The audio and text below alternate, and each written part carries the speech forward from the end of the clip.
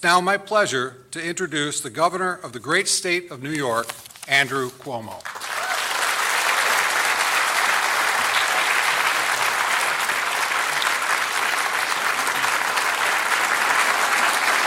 Thank you. Thank you very much.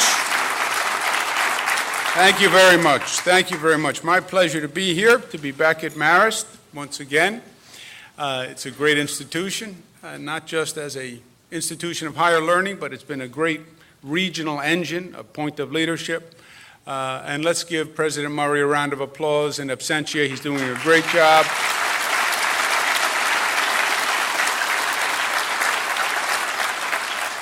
Mr. Brackett, thank you very much for that kind introduction. To the dignitaries who are here today, County Executive Marcus Molinaro, who is a refugee from Albany. I want you to know he was there one time. He fled from Albany to the safety of being the county executive. Give him a round of applause. He's doing a great job.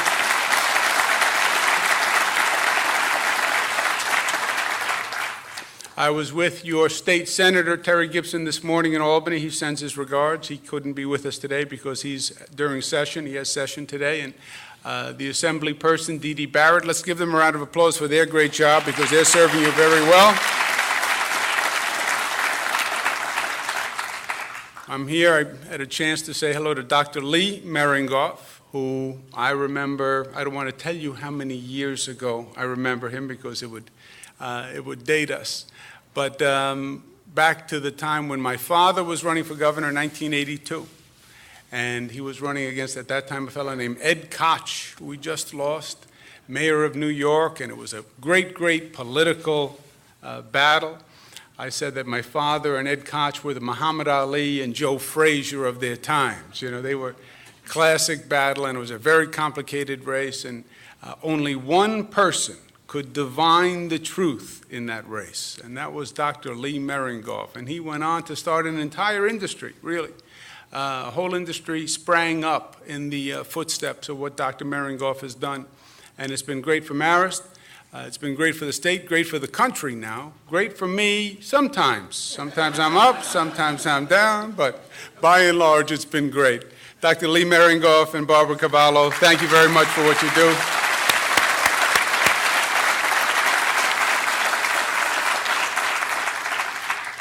All the local electeds and all of you, thank you very much for being here today. This is, at the beginning of the year, the executives, the government executives, lay out their plan, their vision for the state, for the country, whatever the case may be. And it's called the State of the State for a governor. Tonight we'll hear the State of the Union for the president, which is the broad brush, the conceptual outline of what is the state of the state, what is the state of the country, and what do we want to get done. Following the State of the State is the budget presentation, which is really the specifics and the meat on the bones, if you will, on how we're going to implement that plan. And I did the State of the State, and I did my budget presentation in January, and those presentations are historically done to the legislative body. The President will give his State of the Union tonight to a joint session of Congress. And I presented it to the Senate and the Assembly. But for me, the relationship is basically simple. I work for the people of the state of New York. I work for you. You elected me. And this is the relationship that is important to me. So I present to the politicians in Albany, but then I want to present the plan to you because I want to know what you think. I want to know your opinion. I want to know what you think makes sense, what doesn't make sense. And I believe the government often follows the people. And if I have your support and you understand the plan and you're committed, then the politicians will follow you. And if we've had success in the past couple of years in Albany, actually getting the state government to function, it's for that very simple reason. Because the politicians often follow the lead of the people. And I think the people's voice has been clear for the past 2 years, and I think that's why we've been making we've had success, and I want to continue to keep it going. We call this presentation this year New York Rising. We've had difficulty, we've had issues, but I think New York is going to be rising from that difficulty stronger than ever before. The past few months there's been a blizzard of news, good news and bad news, and it's confusing. There's been so much. And I think to begin, it's a moment to take our bearings. 2 years ago, I was elected governor of the state of New York, and I said the state was at a crossroads and that we needed to chart a new course and begin a new journey for the state because it had a lot of problems for a lot of years. We had decades of decline, especially all through the Hudson Valley and all through upstate New York.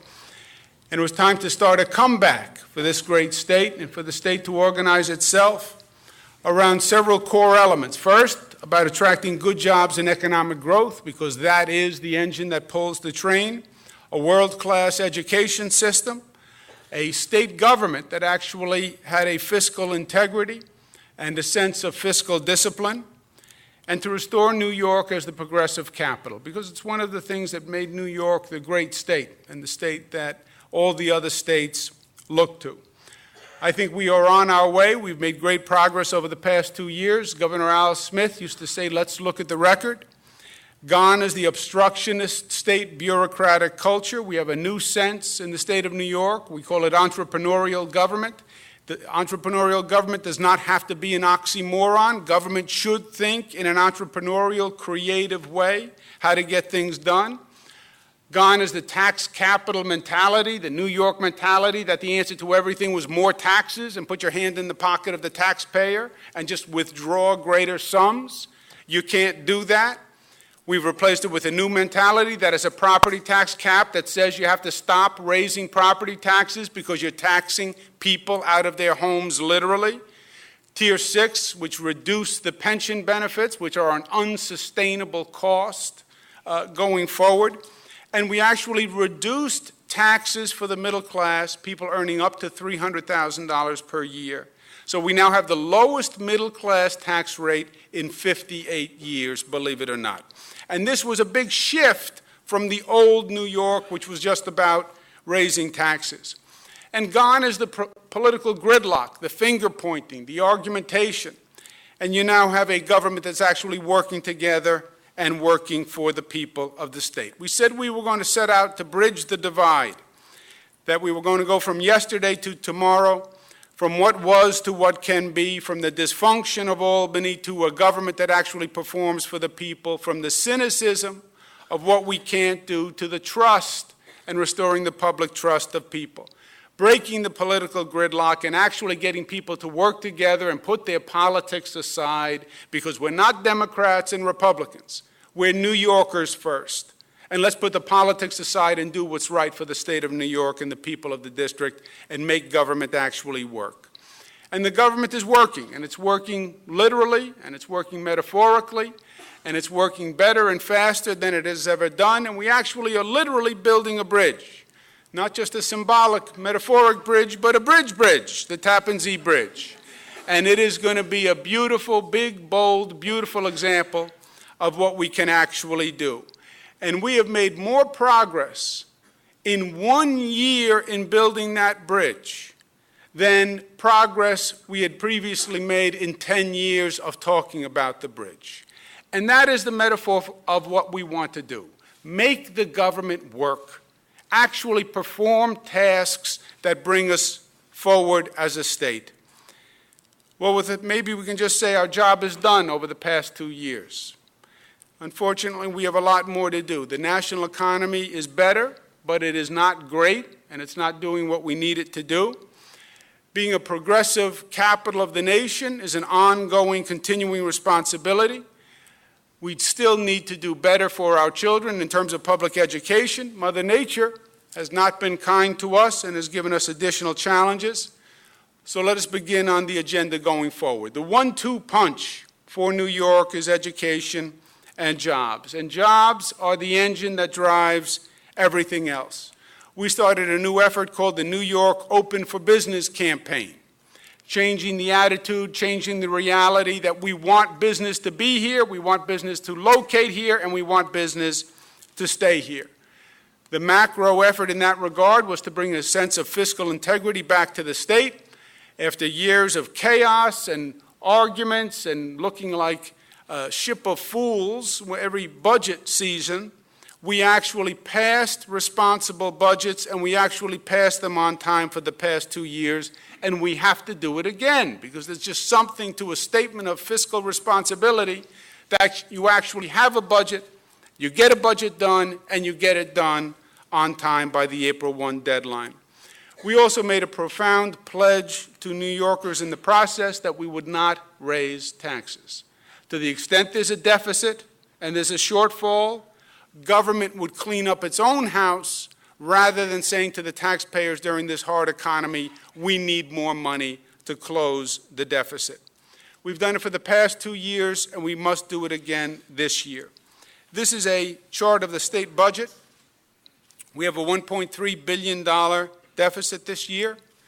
That sounds like a lot of money, $1.3 billion, and it is a lot of money. But compared to where we were, it is much, much better. 2 years ago, we had a $10 billion deficit. If we hadn't done what we did over the past 2 years, the deficit line would have been that top white line. The deficit would have been $17 billion. So the corrections we've made over the past 2 years are actually bearing fruit, and we're going to close the $1.3 billion deficit this year. How do we do it? Basically, we're going to reduce the state operations and find efficiencies within the state operating budget, again, rather than doing tax increases, et cetera. To drive the economy, second, we have to keep and continue our regional economic development councils, which are working very well. We started this last year, and it's a simple premise. People say, grow the New York State economy. There is no New York State economy. There are separate regional economies. New York City is one economy. Buffalo is a different economy. The Adirondacks are a different economy.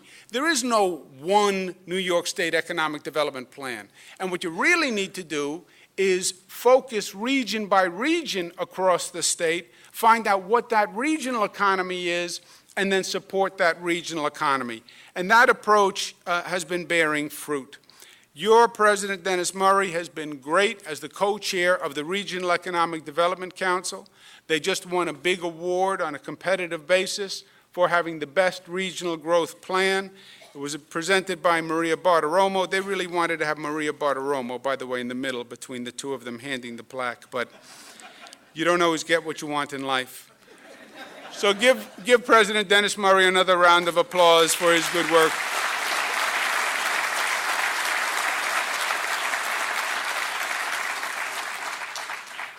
The main economic challenge for this state going forward is going to be in the area of tech transfer.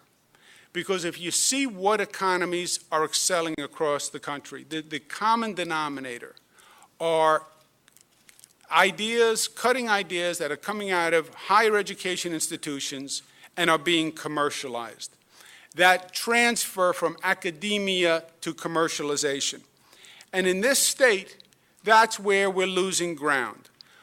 New York has the research dollars, and we're creating the ideas, but they're going to other states to be commercialized and start businesses. So we're second in terms of research dollars, but we only get 4% of the venture capital money, while California is attracting about half of the venture capital money. New York is 22nd in nation industry research compared to North Carolina. This is the economic challenge for this state's future. Excelling at this transfer. The new ideas coming out of schools, but capitalizing them here to form businesses here. We want to start a program called Innovation Hotspots, which is this. We'll form partnerships in higher education facilities with local businesses, and we'll have a business incubator for these startup businesses, where we will give them literally a physical location, all the support services, the lawyers, the accountants to help grow the business. We'll make it a tax-free zone. So while they're developing their business, they're paying no taxes. And there's only one condition. They have to stay here when they form their business and hire employees here and hire New Yorkers and keep that business that we birth in the state of New York. That's the Innovation Hotspot program, and I'm very excited about that. At the same time, we have to reduce the cost of doing business. Every businessman will say it's too expensive to do business in the state of New York, and they'll talk about the unemployment insurance and the workers' comp costs. We're going to overhaul both systems this year, the streamlining and simplifying, which will save $1.3 billion in businesses. So that will significantly reduce the cost to existing businesses and, again, make New York State more business-friendly. One of the other challenges is to have a ready workforce. This is also an opportunity. When you look at our workforce training programs, it is from a different era. It is when we were training for manufacturing jobs, literally. And our SUNY and our CUNY community college system has a generic job training program that doesn't really work anymore. We have to flip the approach, in my opinion, to a job linkage program, where you first identify the job and you train for that job. And we have an opportunity, because the jobs are coming back from overseas. What happened is all the corporations said, oh, we have a great idea, we're going to move overseas because the cost of labor is cheaper. You know what they found? They found that you get what you pay for. And the cost of labor was cheaper, but they didn't have the skill set that they needed to do the jobs. So now they're coming back to this country because the skill set was paramount. That's the opportunity for this state. We have 210,000 unfilled jobs in the state of New York right now. 210,000. Because people don't have the skill set for the job. Everything is highly specialized now. The Next Generation New York Job Linkage Program, identify the employer, identify the job, find out the exact skills they need for that job, and then the community college trains literally that skill set linked to that job. We'll go back to basically the old apprentice days, where you had an apprenticeship program for every job, and that's what our community college system will do.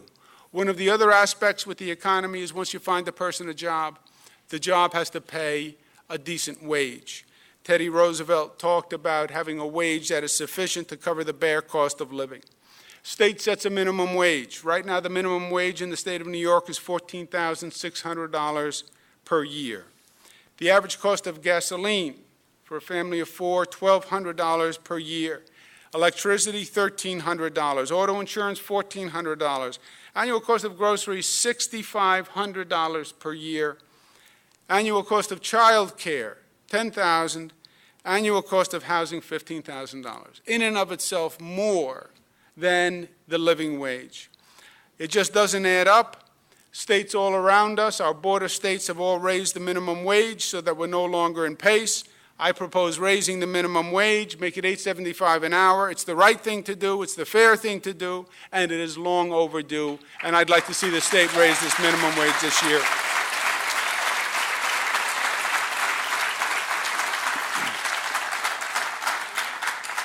We've been focusing on upstate New York and the Hudson Valley, and we're going to start a Market New York program, which is going to be a multifaceted market program. First, focusing on the many products that we make here in the state of New York.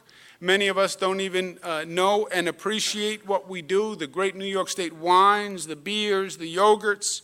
We'll start a Taste New York program that is going to aggressively market New York products. We're going to have duty-free shops all across the state as a way to introduce people to New York grown and produced products. Also, we'll have a marketing campaign for regional attractions. You know, people don't really appreciate what we have in this state. And we have a lot of tourists to New York City, but they don't really know what we have across the rest of the state. And we're going to incentivize the counties to work together again in this regional construct to really tell the story of their region. You have the beautiful Western New York, Niagara Falls region, you have the Finger Lakes, Thousand Islands, you have the Hudson Valley. That picture should be familiar to you. That picture should be more familiar to you. And we have great potential for economic development. We just have to tell our story, and I believe the advertising campaign will help.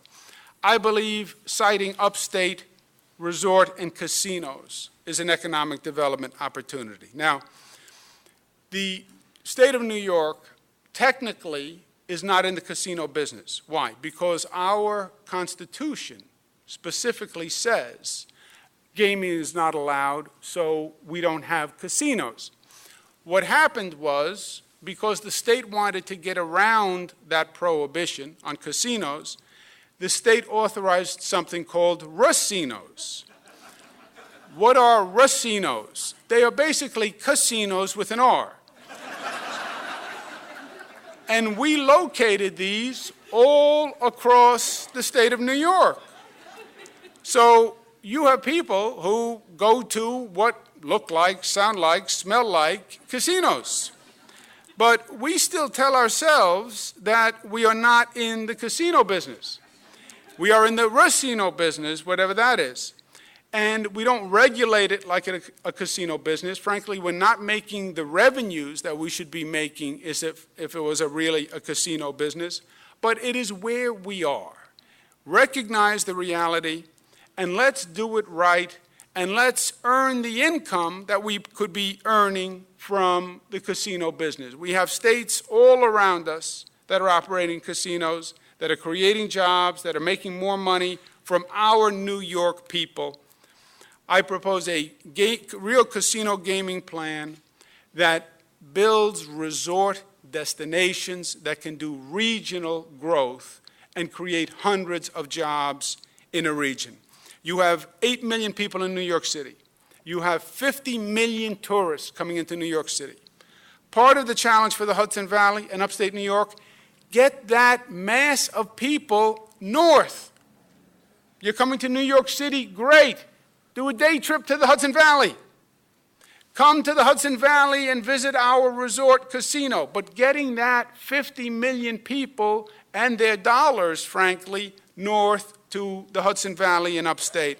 And I believe a casino resort complex could be a magnet that does that. I propose to the legislature a first phase where we do up to 3, all Hudson Valley, upstate, so it's an attraction to bring the people from New York City up. But I'll only support it if the legislature actually passes a non-political process. I don't want to get involved in a politicized casino business, and unless it's a fully independent process, I won't support it, but I believe there's a great opportunity for the state of New York. Education is one of the greatest priorities for government. It always has been. In terms of education, I have 2 words: we need more and we need better. Secretary of Education Arne Duncan pointed out one of the problems and one of the reasons that why this nation is falling behind other countries in terms of education is they just educate their children more. They just spend more time in the classroom. We have an education calendar that is based on the agrarian economy. Our children have off during the summers because we needed them to work in the fields. Some still do, but by and large, this calendar no longer makes sense. And when you look at the number of days and the amount of time we spend educating, you see that we're falling behind. What is the answer? More learning time. More learning time. Well, how would you have more learning time? Well, there's 3 options. You could have a longer school day, more hours per day. You could have a longer year, less of a summer vacation, etc., or you could have a combination of both. Most people agree more education is a good idea, but the exact how to and when gets very controversial right away, especially with children, by the way. The way we want to approach it is there are 700 school districts in the state of New York. We want to make it an option for every school district to consider. And a school district can decide to have a longer day, a school district can decide to have a longer year, a school district can decide to do absolutely nothing and stay exactly where they are. I'm advocating for more time, and as an incentive for a school district to do it, if they extend the day or if they extend the year, the state will pay 100% of the additional cost as an incentive for a school district to actually do it, because it is in the best interest of the children. We just have to make the transition. And I hope school districts do. Same thing is true with early education. The advantages of pre-K have been documented all across the board. A child who goes to pre-K does better in school, less likelihood that they will drop out, less likelihood that they'll enter a juvenile delinquent system. We should provide real pre-K for all our children. It's only a question of priority, and we should start now. In terms of education in distressed communities, this is a question of definition of the problem in many ways. Education is one situation in a richer community, and it's a different situation in a poorer community. A school in a poorer community is called on to do much, much more than just educate a child. A school in a poorer community, that teacher is teacher / nurse / counselor / nutritionist. So to say both functions are the same is wrong. It's just wrong. To compare one to the other, it's not apples to oranges. The demands are much, much different. Let's recognize that differentiation. The school in a poorer community, let's call it a community school, and it's really about an education facility, but it's also a social service facility, and a mentoring facility, and an after-school facility, and let's put the support services in that school to actually give that child the full support that they need. While education and economic opportunity are the priorities, there's also more to New York. New York has been the equality capital of the nation.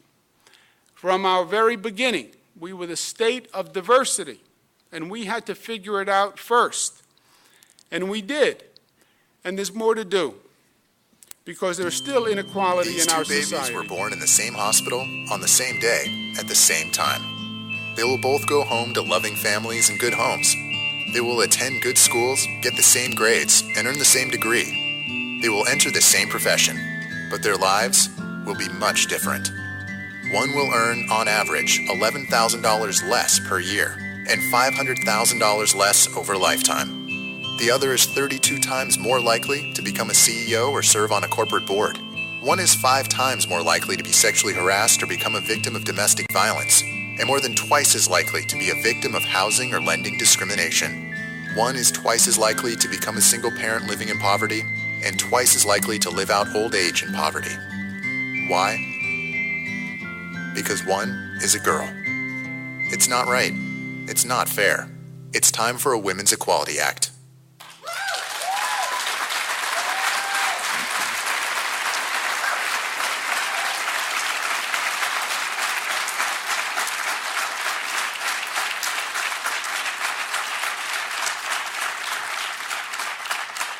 This state made history when it passed the Marriage Equality Act 2 years ago. And that Marriage Equality Act was a very simple but profound statement that said all people are equal. That passage of the Marriage Equality Act resonated all across the nation. It did make history. Let's do the same thing, and let's pass a Women's Equality Act, because it is also true that discrimination against women exists today. And it is unconscionable, it is illegal, it has to stop, and it should stop in New York State. We propose a 10-point, you should applaud for that.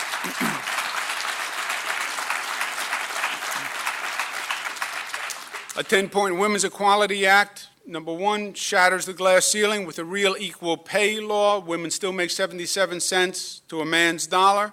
Zero tolerance for sexual harassment, strengthen employment, lending, and housing anti-discrimination laws, human trafficking laws, and family status discrimination, prevent landlords from denying housing to qualified based on source of funds, stop housing discrimination for victims of domestic violence, stop pregnancy discrimination, protect victims of domestic violence, and protect a woman's right to choose.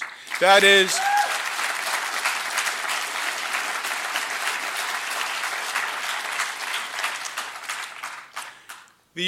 there's an issue of gun violence, which is unavoidable. If you live in this society today, it's been all around us.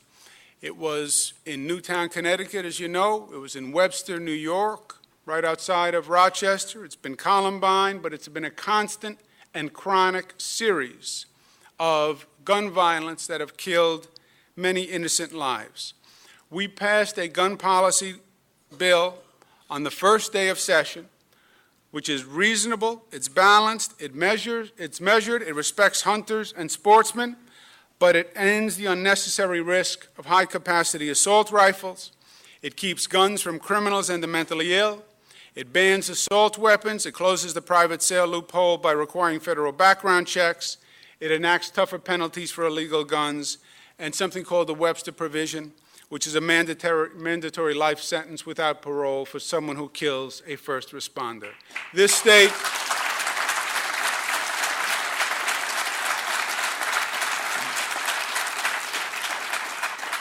This is a politically charged issue. It is a controversial issue. But that New York State legislature stood up and they passed this bill and they did the right thing, and they should be applauded for their political courage. Give them a round of applause.